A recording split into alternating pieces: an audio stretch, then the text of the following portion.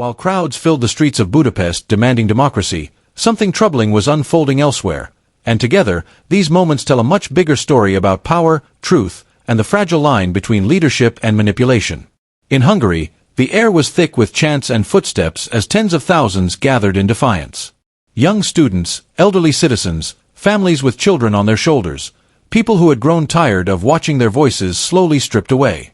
They weren't protesting for spectacle. They were protesting because they felt cornered. Prime Minister Viktor Orbán, a long-standing strongman figure and a close political ally of Donald Trump, had spent years tightening his grip on the media, the courts, and democratic institutions. What erupted in Budapest wasn't sudden, it was the result of pressure building quietly over time. These demonstrations were part of something larger than Hungary alone. Across the world, people are waking up to the cost of authoritarian leadership, the slow erosion of truth, the normalization of fear, the rewriting of reality to serve those in power. Citizens are realizing that democracy doesn't vanish overnight.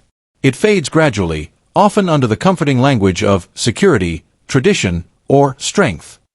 Now, hold that image of the streets of Budapest. Because at the very same time, thousands of miles away, another kind of crisis was unfolding, one that reveals how deeply connected these global struggles really are. At Brown University in the United States, a serious public safety incident triggered confusion and fear. Students were sheltering. Parents were refreshing their phones non-stop. Authorities were still actively responding, trying to assess what was happening and how to protect lives. In moments like these, accurate information isn't just important, it's everything. Yet while law enforcement was still working through the chaos, Donald Trump went on social media and announced that the situation was already resolved. It wasn't. His claim was false. The danger had not been fully addressed. Panic spread faster because of it. Later, when confronted, Trump walked the statement back. He blamed others. He suggested miscommunication, even though he had publicly claimed he'd been officially briefed. For many watching, it felt painfully familiar. Another moment where speed mattered more than truth. Another moment where ego outweighed responsibility. This wasn't just a careless post. It added confusion to an already volatile situation. It risked lives. And it demonstrated something far more dangerous than a single mistake. It showed how misinformation can flow downward from the very top. Words from powerful figures are not harmless. They shape behavior. They influence decisions. When leaders blur the line between fact and fiction, the public pays the price. Trust erodes. Institutions weaken. People stop knowing who, or what, to believe. And that brings us back to the bigger picture. This is not about one protest or one post. It's about patterns. When public safety measures based on evidence and common sense were in place years ago, tragedies declined. When those protections expired or were dismantled for political gain, the numbers rose again. That isn't opinion, it's history repeating itself. Most Americans, across political lines, agree on reasonable reforms that could reduce harm and save lives. They agree on background checks. They agree on basic safeguards. Yet progress remains blocked, not because solutions don't exist, but because power thrives on paralysis. Even mental health funding, so often cited as the real solution, continues to be cut.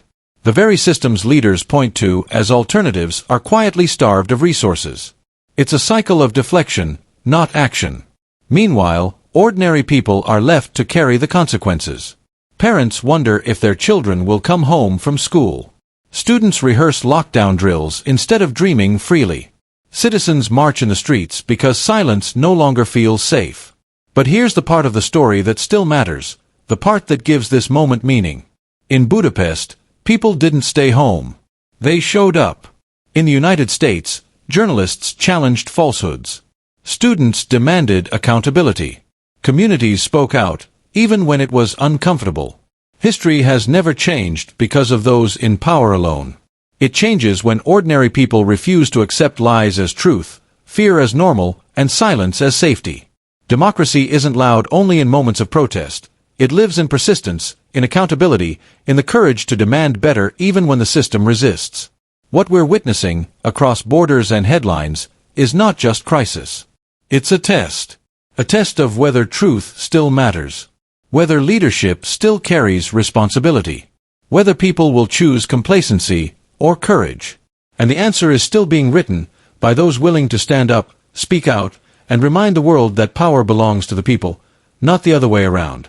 As winter fades into spring, the streets of Budapest are no longer quiet. Crowds gather beneath gray skies, holding homemade signs, chanting not out of anger alone, but out of exhaustion. Exhaustion from being ignored. Exhaustion from watching power protect itself while ordinary people pay the price.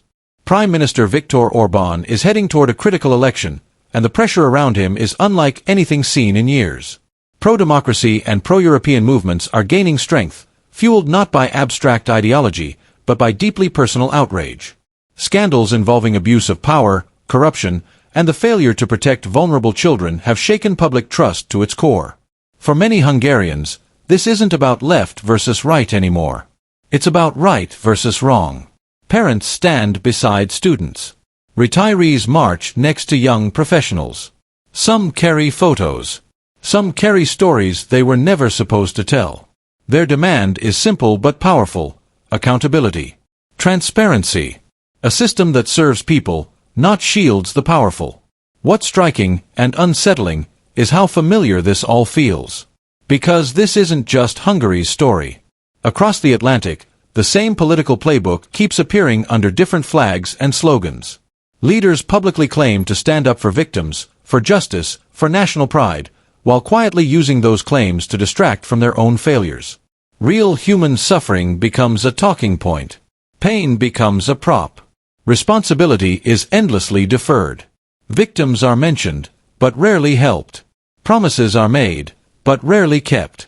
And when criticism grows louder, narratives begin to shift. This pattern extends far beyond domestic politics. On the global stage, former U.S. President Donald Trump repeatedly claimed credit for historic peace deals and ceasefires, bold announcements that dominated headlines and social media.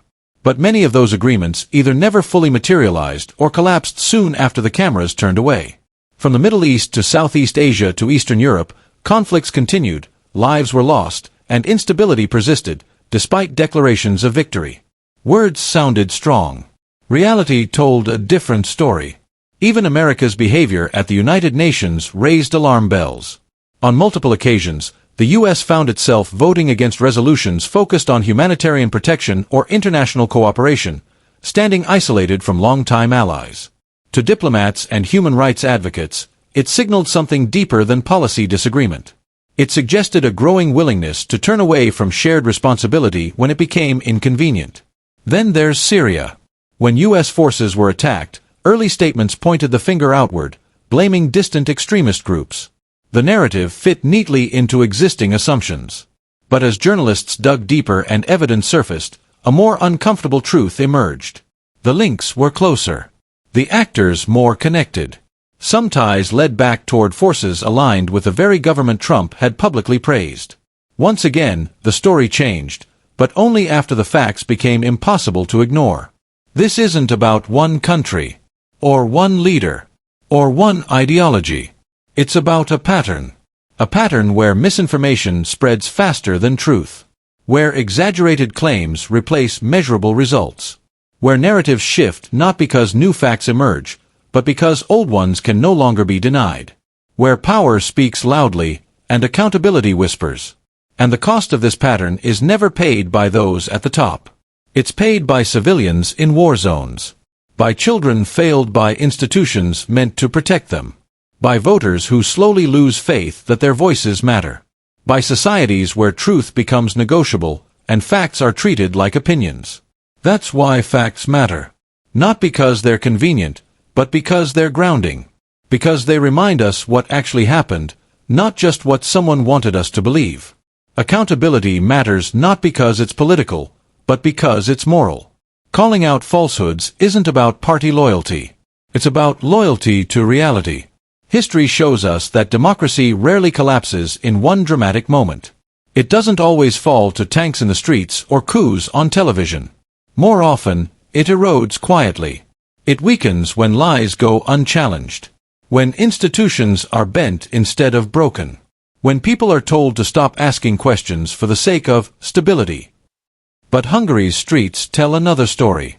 So do the journalists who keep digging, the citizens who keep voting, the whistleblowers who speak despite the cost, the protesters who show up even when they're tired, cold, and afraid.